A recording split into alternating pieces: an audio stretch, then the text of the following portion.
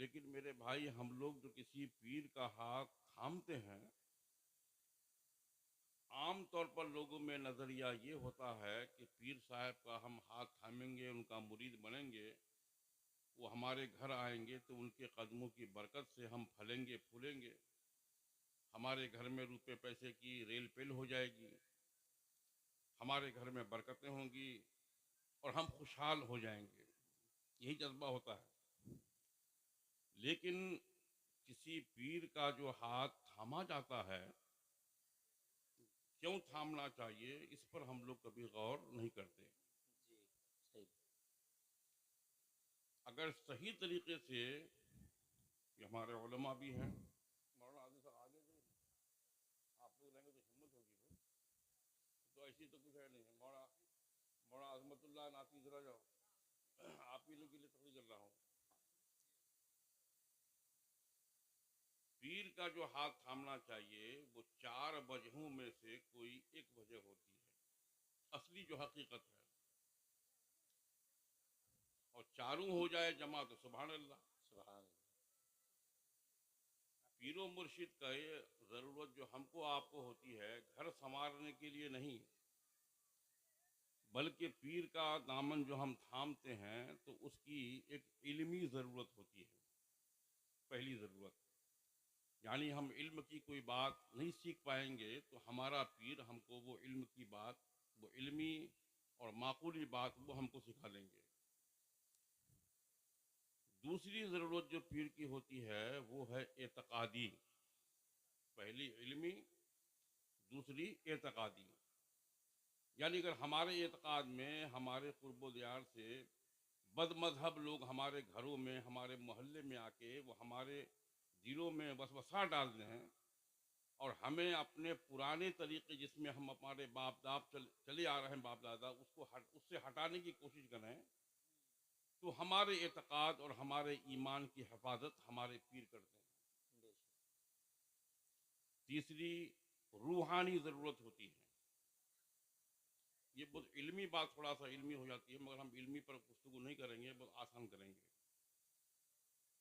اور چوتھی ضرورت جو پیر کی ہوتی ہے وہ اخروی، قیامت کے دن۔ قیامت کے دن کا جب حال یہ ہے، قرآن پاک میں رب نے فرمایا الاخلاء یومئذ بعضهم لبعض عدو الا المتقین۔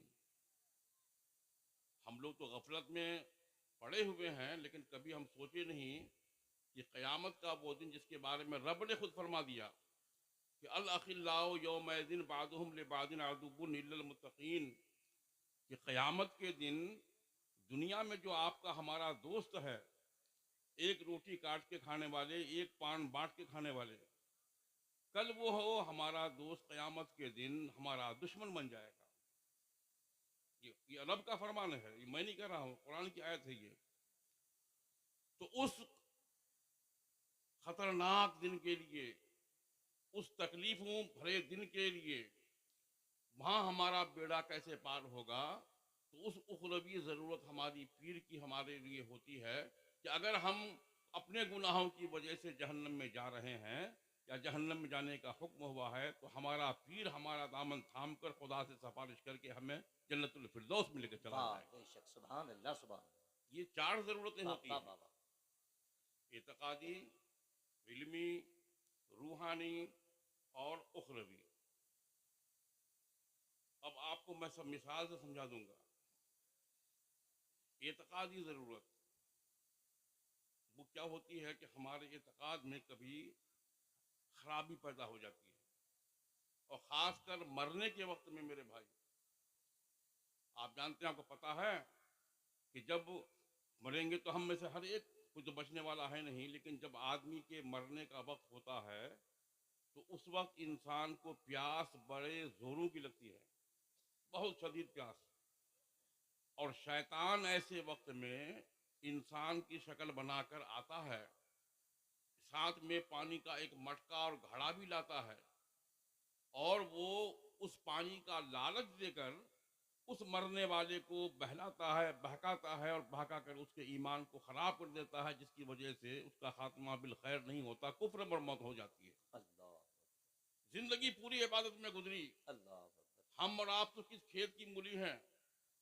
سیدنا امام فخر الدین رازی، ان کا واقعہ میں کئی جگہ سنا بھی چکا ہوں، پھر سنیے، تازہ کیجیے اس کو.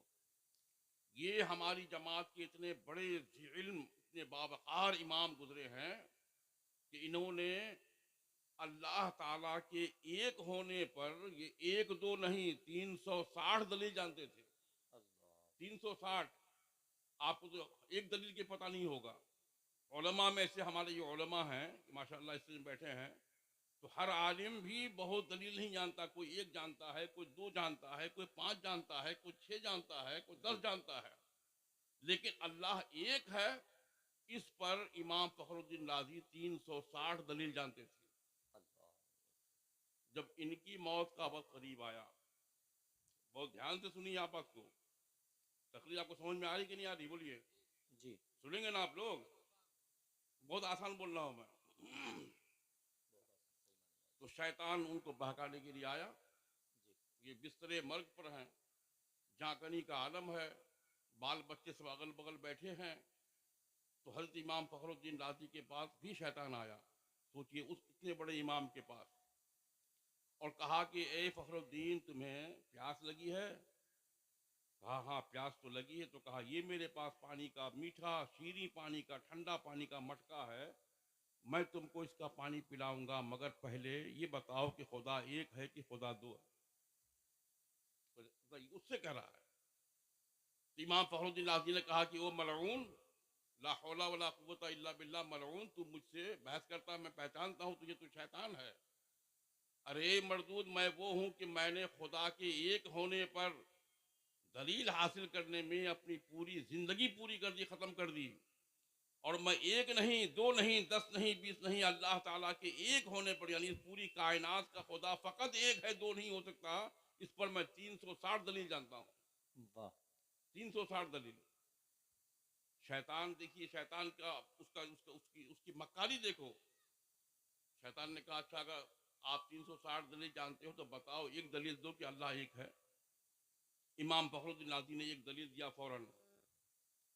ہم اس دلیل کو نہیں چھیڑیں گے، وہ بہت سخت بحث ہے، وہ آپ کے دماغ میں اترے گا نہیں، سر سے اوپر سے اتر جائے گا. برہان تمانو ہے، کیا کیا ہے، کیا کیا دلائل ہیں. امام فخر الدین رازی نے کہ اللہ ایک ہے اس دلیل پر یہ دلیل پیش کیا. شیطان نے دلیل کو سیکنڈوں میں توڑ دیا. آپ کہیں گے کہ بھائی کہ جب دلیل اللہ کے ایک ہونے کی صحیح دلیل ہے تو وہ ٹوٹی کیسے ہے؟ بات سمجھ رہے ہیں نا؟ ایک بات میں صحیح بول رہا ہوں تو وہ دلیل میری بات ٹوٹ کیسے گئی؟ ٹوٹ جاتی ہے. اگر اس کو سمجھنا ہو تو کورٹ کچہری میں چلے جاؤ. کورٹ کچہری میں جب کسی کا کیس چلتا ہے، ایک بیچارہ فریق جو ہے بالکل صحیح راستے پر ہے، مگر اس کا وکیل جو ہے وہ بوتل ہے. صحیح پر ہے، وکیل بوتل، بول نہیں پاتا ہے، وہ ہار جاتا ہے. اور ایک آدمی جو غلط ہے مگر اس کا وکیل بہت بڑا چیٹر ہے، جی وہ اپنی زبان ترازی کی وجہ سے وہ کیس کو جیت جاتا ہے، حالانکہ وہ باطل ہے. تو حق ہار جاتا ہے، باطل جیت جاتا ہے. کیوں؟ زبان کی طاقت کی بنیاد پر. تو شیطان تو معلم الملکوت رہ چکا ہے، فرشتوں کا استاد. اس کے علم کی تو کوئی انتہا نہیں. ایک دلیل دیا انہوں نے، وہ توڑ دیا. دو دیا، وہ توڑ دیا. یہاں تک کہ ہوتے ہوتے امام فخر الدین رازی نے 360 دلیلیں پیش کر دی، اور شیطان ملعون نے ان کی ہر دلیل کو بالکل اپنی علمی طاقت سے توڑ کے رکھ دیا. ایسے وقت میں میرے بھائی، جب ان کے پاس ان کا علم کام نہ دے سکا تو انہوں نے اپنے پیر و مرشد کو پکارا، یا مرشدی المدد، ہاں ہاں ہاں اے میرے پیر میری مدد کرو. اور جانتے ہو کہ جب پیر کو پکارا جاتا ہے، اگر پیر سچا پیر ہے تو ان کی شان یہ ہوتی ہے کہ مصیبت میں جہاں سوچا تجھے آواز دوں ہائے آقا، ہائے ہائے میری ہائے، آواز سے پہلے تیری آواز آئی ہے. ہے. واہ واہ واہ اگر پیر کامل ہے تو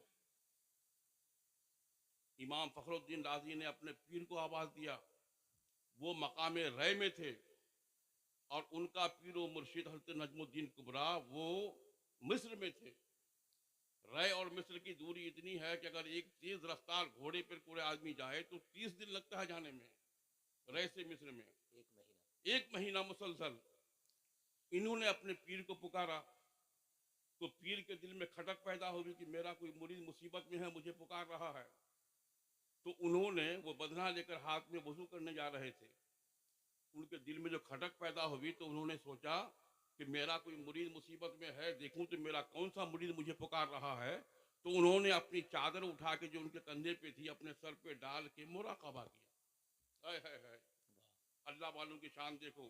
ہم تم کچھ دیکھنا چاہتے ہیں تو اپنی آنکھوں کو کھولتے ہیں، لیکن اللہ والے جب کچھ دیکھنا چاہتے ہیں تو وہ اپنی آنکھوں کو بند کر لیتے ہیں. اسی لیے کہا گیا کہ الٹی ہی چال چلتے ہیں دیوان گانے عشق، اور آنکھوں کو بند کرتے ہیں دیدار کے لیے. واہ واہ واہ. حضرت نجم الدین کبریٰ نے دیکھا کہ میرا مرید شیطان سے مناظرہ کر رہا ہے. انہوں نے وہیں سے پانی اچھالا، اپنے بدنہ کا وضو والا پانی وہاں سے اچھالا، اور ان کی شان دیکھو کہ وہ پانی اچھلتا ہوا وہاں سے نجم الدین کبریٰ کا اچھلا ہوا پانی، پھینکا ہوا پانی حضرت امام راضی کے چہرے پہ آ کے گرا. واہ. اور انہوں نے آواز دیا. کوئی وہاں پر موبائل نہیں تھا، کوئی تار نہیں تھا، بالکل وائرلیس ہوتے تھے. اللہ کے بندے جو ہوتے ہیں، اللہ کے ولی، تو وائرلیس ہوتے ہیں، ان کو وائر کی ضرورت نہیں پڑتی ہے. انہوں نے وہاں سے پانی اچھال کے فرمایا کہ میرے پیر، ارے اس ملعون شیطان سے بحث کیوں کرتے ہو؟ اس کو یہ کہو کہ اے ملعون، میں اپنے خدا کو، اپنے رب کو ایک ہی مانتا ہوں اور بغیر کسی دلیل کے ایک مانتا واہ ہوں. واہ واہ واہ. میرا ایمان کسی دلیل کا محتاج نہیں ہے. میں دلیل جانوں نہ جانوں، میری دلیل رہے نہ رہے، مگر میرا اعتقاد، میرا یقین یہی ہے کہ میرا پروردگار ایک ہے. ایک ہے. بے شک. چنانچہ شیطان وہاں سے بھاگا اور ان کی موت ایمان پر ہوئی. یہ دیکھو، یہ میں نے کیا بتایا، اعتقادی ضرورت یہ ہوئی. اور تھوڑی دیر ذرا اور بولوں گا میں، سنو. علمی ضرورت، سب تو بول نہیں پائیں گے، اتنا وقت نہیں ہے. علمی ضرورت میں اس کا کیا مطلب ہوتا ہے؟ مطلب یہ ہے کہ قرآن کی کوئی آیت، کوئی حدیث اگر ہم سمجھ نہیں پائیں تو انسان کو کسی بہترین پیر کا انتخاب کر کے ان کے ہاتھوں مرید ہونا چاہیے، تاکہ ہمارا وہ پیر ہماری اس علمی الجھن کو، جو ہم سمجھ نہیں پا رہے ہیں کتاب کو، وہ ہم کو سمجھا دے. اس لیے کہ کلام الہی کی شان یہ ہے کہ قرآن پاک کی آیت کا کتنے معنی ہیں، ایک ایک لفظ کے معنی کا سمندر اس کے اندر ہے. عام انسان، حضرت مولانا روم کا ایک قطع ہے، مولانا آپ لوگ جانتے ہوں گے. انہوں نے کہا کہ دل بدست آور کے حج اکبرست، یعنی میں یہ بتانا چاہتا ہوں کہ ایک ایک لفظ کا، ایک ایک عبارت کا بہت سا معنی ہوتا ہے. کون سا معنی یہاں مراد ہے یہ سمجھنا ہو تو پیر کام گائیں گے. دل بدست آور کے حج اکبرست، کوئی بات جی نہیں ہے. نہیں، آپ بولیں، کوئی دقت نہیں. از ہزارہ کعبہ ایک دل بہترست، کعبہ بنیاد خلیل اکبرست، دل گزرگاہ جلیل اکبرست. یہ حضرت مولانا روم کا ایک قطع ہے، 4 مصرے کا. اس کے معنی میں دل بدست آور کے حج اکبرست. ادھر آ جائیے. دل ہاتھ میں لے لو، یہی حج اکبر ہے. تو دل بدست آور کا، آپ کھانا نہیں کھایا کیا؟ نہیں، ہم کہہ رہے ہیں کہ حضرت آپ کے بعد ان کی تصویر ہوگی، اچھا، جلدی آ جائیں گے. جلدی آ جائیے گا. جی. لوگ تو ہیں نہیں، کیا کریے گا. ہاں. آپ بات سمجھ رہے ہیں میرے بھائی؟ دل بدست آور، دل ہاتھ میں لے لو. دل ہاتھ میں لینے کا کیا معنی ہے؟ یعنی اس کا سینہ میں ہاتھ گھسا کے اس کا دل کو پکڑ لو، یہ معنی ہے؟ نہیں. 3 معنی میں جانتا ہوں اس کا. ہم سے جو بڑے علم والے علماء ہیں، یہ ہمارے ناصری عظمت اللہ، یہ ہم سے زیادہ علم والے ہیں، جانتے ہوں گے زیادہ معنی. دل بدست آور کے حج اکبر، دل ہاتھ میں لے لو. تو کچھ علماء نے کہا کہ دل ہاتھ میں لینے کا معنی یہ ہے کہ اے لوگو، یہ جو دل تمہارا کٹی پتنگ کی طرح ڈولتا ہے، اس کو ڈولنے مت دو. جی. کیا حرام ہے، کیا حلال ہے، کیا اچھا ہے، کیا برا ہے، ہر طرف یہ دل لپکتا ہے. آج تو نہیں لپک رہا ہے، کل جب یہاں بھیڑ ہوگی، اور ہمارے جلسوں میں یہی سب ہوتا ہے. لڑکیاں جہاں رہتی ہیں، عورتیں جہاں رہتی ہیں، پتہ نہیں سارے لڑکے، سارے مرد جوان لوگ تمام وہیں پر جا کے امٹ پڑتے ہیں. جی. جی. اور اس کی وجہ سے ہمارا جلسہ کوئی کامیاب نہیں. تو نوٹا پڑا کا اتنا بہترین جلسہ ناکام ہو گیا اسی حرکت کی وجہ سے. جی. آپ سمجھ رہے ہیں؟ آپ جانتے، دیکھیے ابھی جو ہماری پوری قوم علاقے میں ہے، ایک جہاد چل رہا ہے، بھگوا جہاد. جی. ہمارے علاقے کی کتنی ساری لڑکیاں غیر مسلموں کے ساتھ بھاگ جاتی ہیں. اللہ. نکاح کی ہوئی لڑکی میرے پاس دارالقضا میں خلا کے لیے جو معاملہ آتا ہے میں اس کو دیکھتا ہوں. چیکا باری، دانگی بستی، یہ ہفدیہ، تین گاؤں کی 3 لڑکی جن کا عقد ہو چکا تھا مسلمان لڑکے کے ساتھ، وہ غیر مسلم کے ساتھ بھاگ گئی. اللہ غیرت آتی ہے ہم لوگوں کو. اللہ. رات میں نے سنا بدھائک جی بتا رہے تھے کہ 8 بچیاں بھاگ گئی چیکا باری سے. 3 کو تو میں جانتا ہوں، یہاں پر 8 بچیاں بھاگ گئیں تو کہاں غفلت میں پڑے ہوئے ہو، لمبی لمبی تقریر سننے کے شوق میں ہو. اپنے سماج، اپنے معاشرہ، اپنے گاؤں، اپنے بچیوں کا کوئی تعلیم و تربیت ہم کرتے نہیں ہیں. کل دیکھ لیجئے گا اگر جلسے کو آپ کامیاب ہونا چاہتے ہیں، کرنا چاہتے ہیں، تو پورے گاؤں کے لوگ رضاکار متعین رہیے گا کہ لڑکے ادھر کوئی لڑکا جائے تو اس کو سوائے مار کے دوسرا کوئی کام نہیں کیجیے گا، جبھی بہت ہمارا عمدہ، علاقہ سدھرے گا. بہت عمدہ، بہت عمدہ، بہت ورنہ ضروری. چھوڑ دیجیے گا نا تو جلسہ نٹوپاڑا کا جیسا برباد ہو گیا، یہاں بھی برباد ہو جائے گا. اللہ اللہ. تو خیر بہرحال دل بدل صاحب اور دل ہاتھ میں لے لو، یعنی ایک معنی یہ ہے کہ دل کو ادھر ادھر حرام حلال میں بھٹکنے مت دو، جو صحیح ہے وہ کرو. ایک یہ معنی. اور ایک نے کہا، ایک عالم نے، کہ نہیں، اس کا معنی دل بدل صاحب یعنی کسی اللہ والے کا دل اپنے ہاتھ میں لے لو. جیسے حضور تحسین ملت آتے تھے، سرکار مفتی اعظم ہند آتے تھے پہلے، حضرت اظہار میں اشرف صاحب قبلہ آتے تھے. تو یہ جو اللہ والے ہیں ان کا دل اپنے ہاتھ میں لے لو، ان کا دل تمہارے پاس رہے گا تو تم کبھی بھی ناکام نہیں ہوگے. ہر جگہ، ہر مجلس، ہر دنیا میں تم کامیاب ہو جاؤ گے. بے شک. اور تیسرے عالم نے کہا کہ نہیں، اس کا یہ معنی نہیں ہے. دیکھیے لفظ ایک ہی ہے، دل بدل صاحب اور دل لے لو ہاتھ میں. تیسرا معنی یہ ہے کہ اگر کوئی دل کا دکھا ہوا آدمی ہے، پریشان حال ہے، اور پریشان حالی میں اتنا پریشان حال ہے وہ کہ اس کو کھانے پینے کی محتاجی آ گئی ہے، تو حضرت مولانا روم کے کہنے کا مطلب یہ ہے کہ ایسے غریب کی مدد کر کے اس کے دل کو خوش کر کے اپنے ہاتھ میں لے لو تو یہ تمہارے لیے حج اکبر ہو جائے گا. واہ، سبحان اللہ، سبحان اللہ. آپ سمجھ رہے ہو؟ آپ کو میں اس کی ایک مثال سنا دیتا ہوں، اس کے بعد میری تقریر ہی ختم. حضرت عبداللہ ابن مبارک جو ہیں یہ بہت بڑے امام گزرے ہیں حدیث کے. جس امام اعظم ابو حنیفہ کو ہم لوگ مانتے ہیں، ان کے مقلد حنفی مسلمان ہم ہیں، ان کے بہت جلیل القدر شاگرد، لاکھوں حدیثیں انہیں یاد تھیں، سبحان کئی لاکھ حدیثیں. وہ کہتے ہیں کہ میں ایک مرتبہ حج کو گیا تو حج کے سارے ارکان جب پورے ہو گئے تو سب سے اخیر میں مقام ابراہیم کے پاس 2 رکعت نماز پڑھنی پڑتی ہے. وہ کہتے ہیں کہ میں مقام ابراہیم، جو لوگ حج میں گئے ہیں وہ سمجھیں گے، باقی لوگ سمجھیں گے نہیں کہ مقام ابراہیم کیا چیز ہے. گئے کہ حج کے سارے ارکان پورے ہو گئے تو انہوں نے کہا کہ مجھ کو میں مقام ابراہیم کے پاس تھوڑا ٹیک لگایا تو مجھ کو وہاں پر نیند آ گئی. سمجھ رہے میرے بھائی؟ نیند آ گئی. وہ کہتے ہیں کہ اسی عالم میں میری آنکھ تو لگ گئی مگر میری قسمت جاگ گئی. سبحان اللہ. آنکھ میری سو گئی، میں سو گیا، میری قسمت جاگی. میں نے دیکھا کہ 2 فرشتے وہاں پر آئے، فرشتے خاص خانہ کعبہ صحن کعبہ میں. اور آ کے ایک فرشتے نے دوسرے سے کہا کہ بھائی بتاؤ اس سال کتنے لوگ حج میں آئے تھے؟ تو دوسرے نے کہا کہ 4 لاکھ حاجی اس سال حج میں آئے تھے، قریب 4 لاکھ. اس زمانے میں 4 لاکھ ہی آتے تھے. تو کہا 4 لاکھ جو آئے تو ان میں سے کتنے کا حج قبول ہوا، کتنے کا نہیں ہوا؟ آپ نماز پڑھتے ہیں، ہم نماز پڑھتے ہیں اور سمجھتے ہیں کہ ہم تو نماز پڑھتے ہیں. نماز پڑھنا کمال نہیں ہے، وہ نماز خدا کے یہاں قبول ہوئی کہ نہیں ہوئی یہ کمال ہے. جی بے شک. ہم نے زکوٰۃ دیا، سوچتے ہیں کہ ہم تو صاحب زکوٰۃ دیے، ہم پیدا کیے 10 کلو میں 1 کلو ہم نے دے دیا، 9 کلو اپنے پاس رکھا. ارے رکھا، خدا کے یہاں قبول ہوا کہ نہیں ہوا اس کی کوئی گارنٹی نہیں ہوتی ہے. تو دوسرے فرشتے نے کہا کہ 4 لاکھ حاجی آئے، کہا حج کتنے کا قبول؟ کہا ایک کا بھی قبول نہیں ہوا. اللہ اللہ، ایک بھی حاجی کا، یعنی 4 لاکھ حاجیوں میں سے کسی ایک کا بھی حج قبول نہیں ہوا. تو دوسرے فرشتے نے کہا کہ اگر حج قبول نہیں ہوا تو اس سال حج نہیں ہوا. جب قبول نہیں ہوا تو حج کہاں سے ہوا؟ جی. اور خانہ کعبہ کی تاریخ ہے کہ جب سے سیدنا آدم علیہ السلام نے اس کو بنایا ہے، پھر حضرت ابراہیم نے بعد کو بنایا، تب سے کبھی اس کا حج موقوف بند نہیں ہوا، ہمیشہ ہر سال حج ہوتا ہے. تو دوسرے فرشتے نے کہا کہ ہاں، ایک شخص ہیں عبداللہ نام کے، وہ موچی کا جوتے بنانے کا، جوتے سینے کا کام کرتے ہیں اور وہ بصرہ کے رہنے والے ہیں. ان کا حج اللہ نے قبول کیا اور ان کے صدقے میں ان 4 لاکھ حاجیوں کے بھی حج کو بھی قبول فرما لیا۔ سبحان اللہ سبحان اللہ۔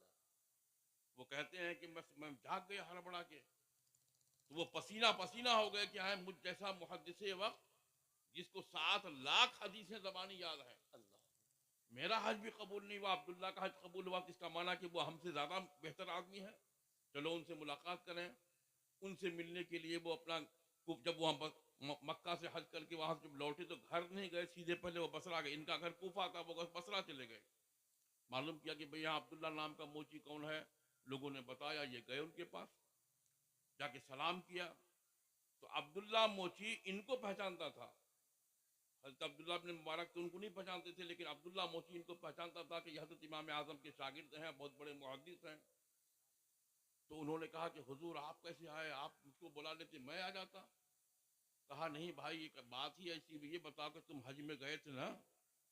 کہا حضور میں تو حج میں گیا ہی نہیں اس سال۔ یہ واقعہ میں من گھڑت نہیں بول رہا ہوں، جوامع الکلم نام کی حضرت بندہ نواز گیسو دراز شہنشاہ گلبرگہ کی کتاب جوامع الکلم ہے، اس سے میں بتا رہا ہوں آپ کو میں یہ واقعہ۔ وہ کہتے ہیں کہ تم حج میں نہیں گئے مگر تو حج تو تمہارا ہی قبول ہوا۔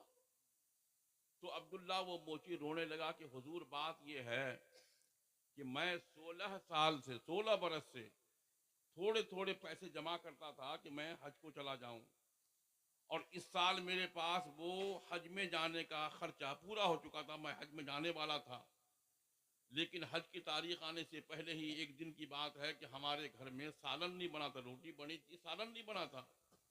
تو مجھ کو لگا کہ میرے پڑوس میں جو ایک بیوہ عورت ہے پڑوسی میں بغل میں، اس کے یہاں گوشت پک رہا ہے، تو میں نے بیوی کو بھیجا کہ جاؤ اس کے یہاں سے تھوڑا سا شوربہ لے کے چلے آؤ، روٹی اسی سے کھا لیں گے ہم لوگ۔ اس زمانے میں مانگنا کوئی بری بات نہیں تھی، ایک پکاتے تھے 10 کھاتے تھے۔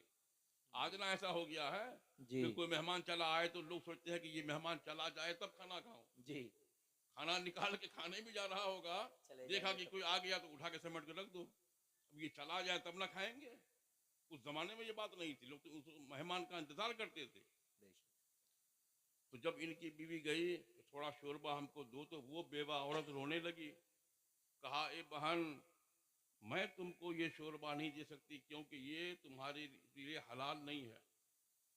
بتائیے حیرت کی بات ہے کہ نہیں؟ ارے مسلمان آپ بھی مسلمان، ہم بھی، تمہارے لیے حلال میرے لیے حلال کیوں نہیں ہوا؟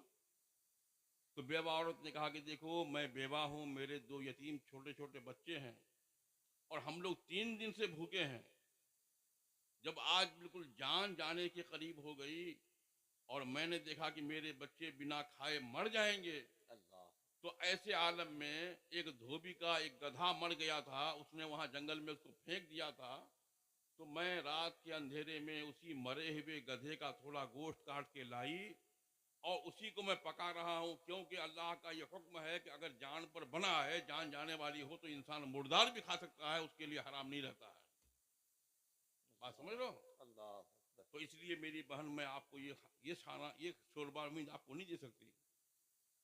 وہ کہتے ہیں کہ دیکھو ابھی کھاؤ مت، میں آتی ہوں۔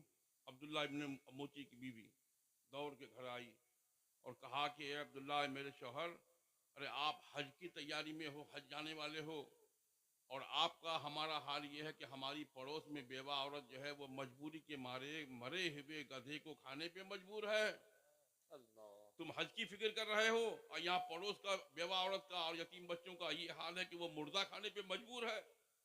کہا کہ حضور جب میں نے اپنی بیوی سے پورا واقعہ سنا تو میرے گھر میں جو پیسے تھے، جو آٹا سامان کھانے پینے کا جو کچھ تھا، وہ سارا میں نے اپنے سر پہ اٹھایا اور اٹھا کے لے کے جا کے اسی بیوہ عورت کے یہاں پہنچا اور کہا کہ بہن دیکھو اس دیگ کو پلٹ دو، اس کو گرا دو، اس کو مت کھاؤ، یہ جو ہم سامان تمہیں دے رہے ہیں تم اس میں سے آپ خود بھی کھاؤ، اپنے بچوں کو بھی کھلاؤ۔ واہ واہ واہ واہ واہ، سبحان اللہ سبحان تو اللہ۔ کہہ رہا کہ حضور میں نے حج کے لیے جو 16 برس سے میں نے جمع پونجی کیا تھا وہ سارا میں نے اس بیوہ عورت کو دے دیا، اس لیے میں حج میں نہیں جا سکا۔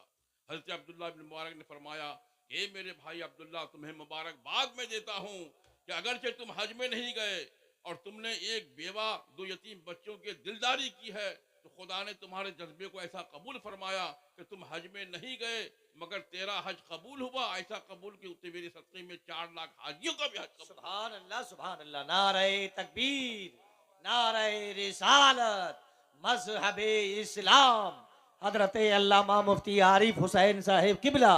دیکھو میرے بھائی، میں نے آپ سے کیا اس وقت بھی کہا تھا شروع میں کہ بھئی لوگ آئیے، میں نے پہلے اپیل کر چکا جی آپ لوگوں کے آنے سے پہلے کہ آج تقریر ہوگی، جس موضوع پر بولیے گا اس موضوع پر کروں گا. جی اور یہ بھی بولا تھا کہ چلتی تقریر میں اگر آپ کہیے گا موضوع بدل دیجئے، جیسے ابھی دلداری کی بات کر رہا ہوں، بولو کہ نکاح پر تقریر کیجیے وہی کروں گا انشاءاللہ. بولیے گا طلاق پر کیجیے وہ کروں گا. جی تو مگر آئیے تو صحیح. جی. دیکھیے یہی 4 آدمی حضرت مولانا عالم صاحب نے کہا تھا کہ 5000 لوگ آئیں گے. کہاں 50 تو نہیں ہے یہاں پر. آئیں گے، آ رہے ہیں انشاءاللہ. اب کیا آئیں جی گے؟ آئیں گے ماشاءاللہ، آ رہے ہیں. ارے تو ہم اب آنے سے کیا ہوگا؟ میرا بیان تو ہو چکا. نہیں ابھی بولیں آپ پہلے. اور کیا دیا جائے گا؟ بولیے، ہم لوگ تو کچھ سیکھ لیں جب تک. تو میرے بھائی دیکھیے، پیر کا دامن تھامیے، لیکن دنیاوی لالچ میں مت تھامیے. یہ آپ کے کسی کام کا نہیں ہے. پیر کا ہاتھ تھامیے تو بس دل میں یہ نیت، یہ ارادہ ہونا چاہیے کہ ہم اس پیر کا دامن تھامتے ہیں تاکہ کل میدان محشر میں یہ پیر ہمارے کام آ جائے. میرے محترم بزرگوں دوستو، چونکہ میں زیادہ لمبی تقریر کرتا نہیں ہوں، مجمع بھی نہیں ہے، مجمع ہوگا بھی نہیں، اور ہمارے کئی عالم موجود ہیں، کئی شعراء بھی ہیں. مولانا فیاض عالم صاحب پر تول کے بیٹھے ہوئے ہیں، وہ زیادہ ہکاری جی کا زور سے مارا ہے. ہاں دیکھو اس کے لیے حضرت چھوڑیے، آپ ہم کو مائک دیجیے. لو بابو مائک لے لو، مجھ کو بخش دو انشاءاللہ. پھر حضرت 5 منٹ اور 5 منٹ ایک اور بات اور سنو. کوئی ہے. جی ہاں، اور کچھ تھوڑا معلومات. اور جی کیا بولیں گے رے بابا. ہاں، اب دوسری کوئی بات. دوسری بات یہ ہے،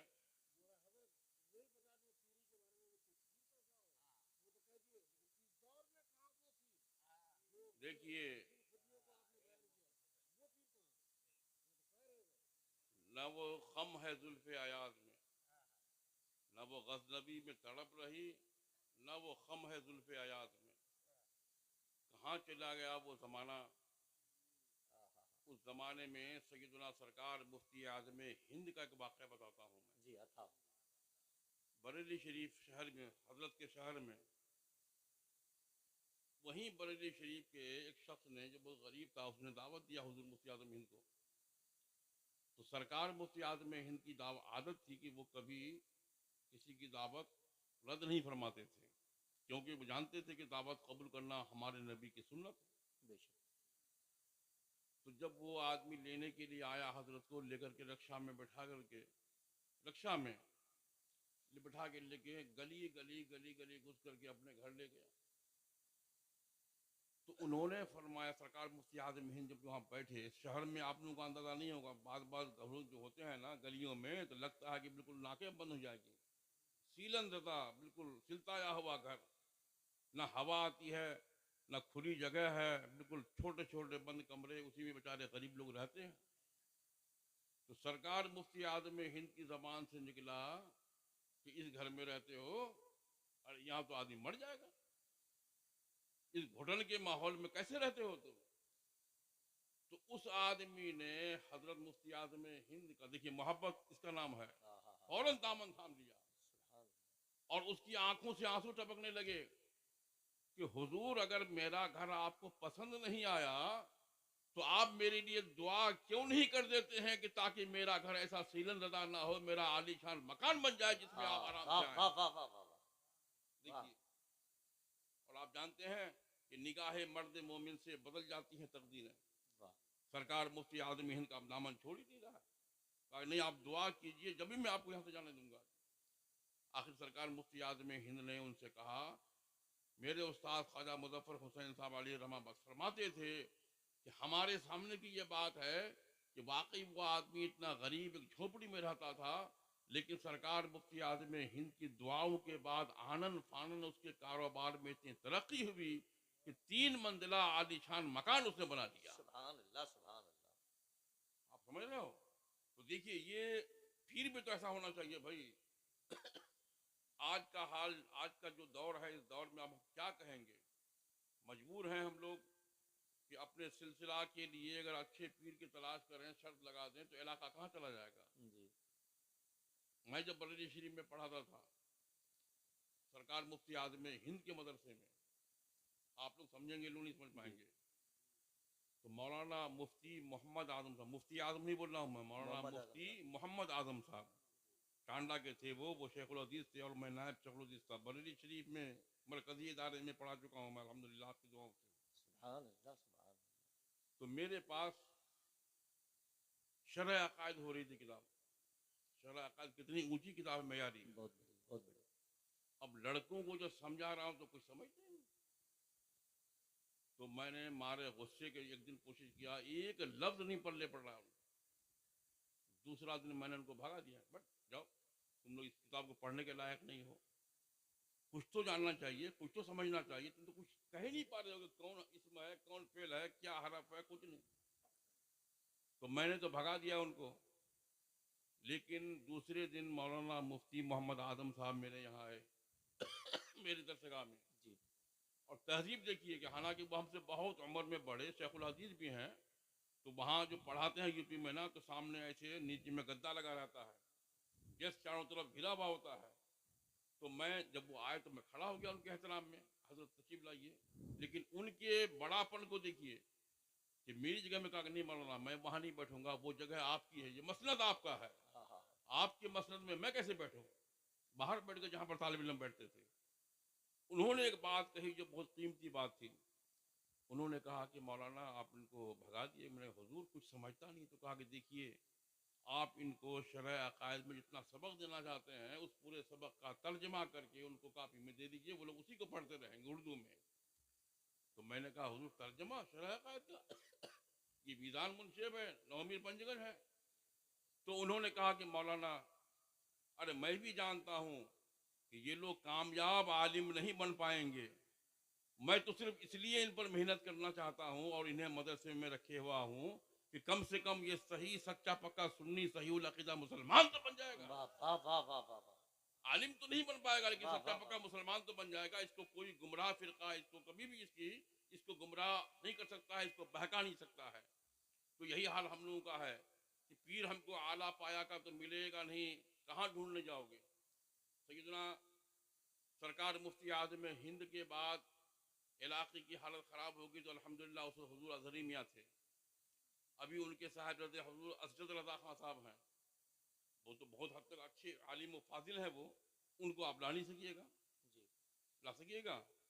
میں آپ کو پیسہ دیتا ہوں، خرچہ دیتا ہوں، جا کے دعوت منظور کرا کر ان کو تاریخ تو لیجیے، نہیں لے سکیے گا۔ 10 اپریل کی تاریخ حضرت جھینگا کٹا جھینگا کی کٹا ہے۔ میں ہے، جی سمجھے نہیں، وہ بھی جھینگا کٹا میں ڈائریکٹ نہیں ہے، ڈائریکٹ نہیں ہے، وہاں سے شبرام شبرام پور پور میں ہے۔ سے۔ جی میں آج وہاں شبرام پور میں گیا تھا بخاری شریف کے امتحان لینے کے لیے، جی میں وہیں گیا تھا، تو وہاں شبرام پور میں پروگرام ہے، بڑی مشکل سے مولانا مجاہد الاسلام صاحب نے مولانا مفتی عابد صاحب جی کو تھوڑی دیر کے لیے وقت دیا ہے، جی تو آپ جیسے ہر ایک آدمی کو یہ سن لیجیے، 10 تاریخ ہے نا، 10 جی اپریل، جی 10 اپریل 10 اپریل کو ہے، جی یہ فروری مارچ اپریل۔ اگر آپ چاہتے ہیں کہ کامیاب شاندار پیر و مرشد کا ہاتھ آپ تھام لیں تو 10 آہا، اپریل کو علاقے کے سارے لوگ ٹوٹ پڑیے اور گاڑیاں لے کر کے وہاں جھینگا کٹا پہنچ جائیے، بے شک انشاءاللہ تعالیٰ آپ کی مراد انشاءاللہ تعالیٰ پوری ہو جائے گی۔ انشاءاللہ۔ ورنہ کم سے کم جو بھی پوری ہمارے آتے ہیں، مرید پیر ہمارے آتے ہیں، رضوان میاں آتے ہیں، حسان میاں آتے ہیں، تو کم سے کم تو جید نہیں نہ صحیح، تو جید نہیں نہ صحیح، یہ نسبت تو ہے ان کو کہ سرکار مفتی اعظم ہند کے خانوادے کے ہیں، واہ واہ واہ واہ واہ واہ، ہم نسبت کو دیکھتے ہیں، ہم واہ اس واہ آدمی کو نہیں دیکھتے ہیں۔ بے شک نسبت میں سمجھ لیجئے کہ ان کے ہاتھ میں آپ نے ہاتھ دیا تو گویا کہ آپ نے سرکار اعلیٰ حضرت کے ہاتھ میں ہاتھ دے بے دیا۔ شک، سبحان اللہ سبحان اللہ۔ اور اس سلسلے میں ایک بات بھی سنو اور بھی بتاتا ہوں، آخری بات، حضور مفتی اعظم ہند کے پاس ایک آدمی مرید ہونے کے لیے آیا، ٹھیک ہے، آپ لوگوں کو تجربہ ہے کہ جب پیر صاحب کے ساتھ ہاتھ میں ہاتھ دیتے ہیں یا زیادہ لوگ ہو جاتے ہیں تو رومال دیتے ہیں، رومال پکڑ لیتے ہیں، تو کیا کہتے ہیں کہ اقرار کرو کہ جھوٹ نہیں بولوں گا، برے مذہب والوں کے پاس نہیں بیٹھوں گا اور ہمیشہ سچ بولوں گا، بولتے ہیں نا؟ سرکار مفتی اعظم ہند نے کہا کہ کہو، یہ سب کہلانے کے بعد کہا کہو میں نے اپنا ہاتھ حضور غوث پاک کے ہاتھ میں دیا، جی یہ کہتے ہی ہیں۔ تو وہ جو مرید ہونے آیا تھا وہ بھی بڑا کمال کا تھا، اس نے کہا کہ حضور میں یہ نہیں کہوں گا، کہا ارے کیوں نہیں کہو گے تو مرید کیسے ہوگے؟ کہا حضور ابھی تو آپ نے کہا کہ جھوٹ نہیں بولوں گا، تو آپ تو کہہ رہے ہیں کہ حضور غوث پاک کے میں نے ہاتھ دیا، تو میں تو ہاتھ آپ کے ہاتھ میں دیا ہوں۔ کیا مرید رہا ہوگا وہ، ہاں ہاں ہاں ہاں، واہ واہ واہ واہ۔ ارے भाई साहब सुभान अल्लाह तो बोल दीजिए। सुभान अल्लाह, सुभान तो अल्लाह। कब्रिस्तान क्यों बना दिए हैं? कुछ तो जरा बोलिए बोलिए सुभान अल्लाह। माशाअल्लाह। तो सरकार मुफ्ती आज़म हिंद ने पहले तो इधर उधर किया, कहा कि अच्छा जब तुम नहीं मानते हो तो अपनी आंखों को बंद करो, क्या बात। हाथ दे दो, आंखों को बंद करो। आहा, सरकार मुफ्ती आज़म हिंद की उस करामत को देखने वाले रावियों ने मुझसे बयान किया कि उस मुरीद ने जब सरकार मुफ्ती आज़म हिंद के हाथ में हाथ दिया और आंखें बंद कर दी, थोड़ी देर के बाद आंखें खोल दी और कहा खुदा की कसम है लोगों सुनो, जब मैंने हुजूर मुफ्ती आज़म हिंद के हाथ में हाथ दिया तो खुदा की कसम मुझे लगा साफ कि एक नूरानी चेहरा वाले आए थे यहाँ पर, हाँ, और वही हमारे गौस थे, हमने अपना हाथ उनके हाथ में दे दिया। नारे तकबीर, नारे रिसालत, फैजाने सरकार गौसुल आजम, फैजाने सरकार मुफ्ती आजम आलम इस्लाम। देखिए देखो भाई मेरे, दोनों तरफ से जब तड़प होती है नहीं, मजा तो जब है कि दोनों तरफ वो आग बराबर लगी हुई, इधर तो अब बिल्कुल पानी की तरह बर्फ की तरह ठंडा है, उधर गर्म होने से क्या होगा, उधर भी आग हो इधर भी आग हो, जब दोनों तरफ आग लगती है तो दिल को राहत मिलती है। और उसी के लिए सरकार आला ने फरमाया, ऐ इश्क तेरे सदके जलने से छूटे सस्ते, जो आग बुझा देगी वो आग लगाई है। तो अपने दिल में वो आग पैदा करो, अगर दिल में ये आग पैदा हो गई तो इंशाअल्लाह ताला हम यहाँ भी कामयाब होंगे और मैदान महशर में भी कामयाब होंगे। अल्लाह तबारक व तआला हमें और आपको ऐसा पक्का सच्चा मुसलमान बनने की तौफीक रफीक अता फरमाए। आमीन सुम्मा आमीन। और ये रज़ा कॉन्फ्रेंस जो हज़ारों हज़ार रुपए खर्च करके सजाया गया है, मौला ताला इसको बेहतर से बेहतर कामयाबी अता फरमाए। आमीन। आमीन सुम्मा आमीन। वाखिर दावाना अनिल हम्दुलिल्लाह।